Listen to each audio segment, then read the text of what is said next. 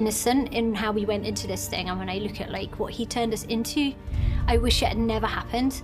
I wish I'd never gone there. I wish those things had never happened. And not just to me, to everybody. To move forward, to discover new oceans, I have to leave the shore. I want to jump into the TV screen and say, you're in danger. You're in danger and you don't know it.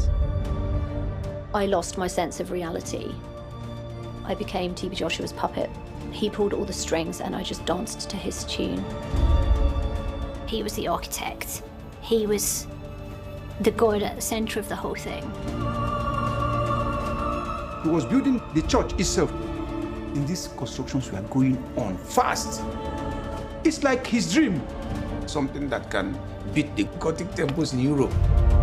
Everybody worked to build this massive structure. TB Joshua was trying to create his own empire. Behind the scenes, you've got a workforce with no pay. We were a machine around him. He wouldn't have been able to do it without all the disciples. But we did the actual work, you know?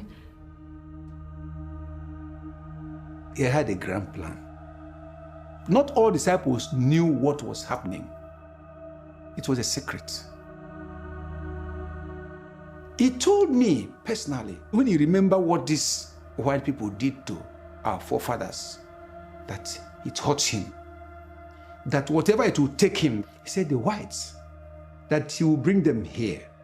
He will make sure that he will enslave them, that they will serve him. I was there in that meeting. He wants to use white people to be his slaves. Westerners, they enslaved his forefathers. So he himself now will enslave them. He said it loud and clear. That was one of the motivation factors in him. He said, Agomo, that's, I will teach them lesson.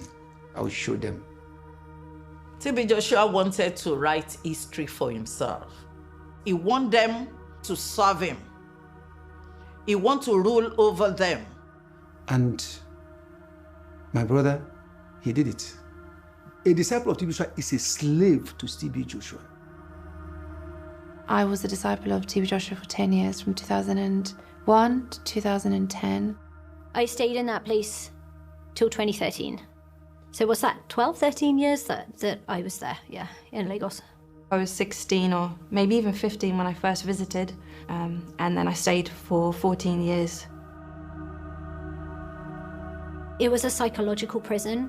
We all thought we were in heaven, but we were in hell, and in hell, terrible things happen. Our black disciples, they suffered so much. He beat you without mercy. You thought you were in the safest place in the world and you were in the most dangerous. It is time for healing. Either is Satan or is God. I am the Supreme Commander. The whole thing is fake. Totally faked. Urge. Yes. No man can satisfy you. It's true, man of God. TB Joshua asked me to find virgins for him. Each time they would say, Daddy's calling you. The bottom line is you'd have to go there. I thought I will take what he did to me to the grave. Just drive now. Go. Lock the door.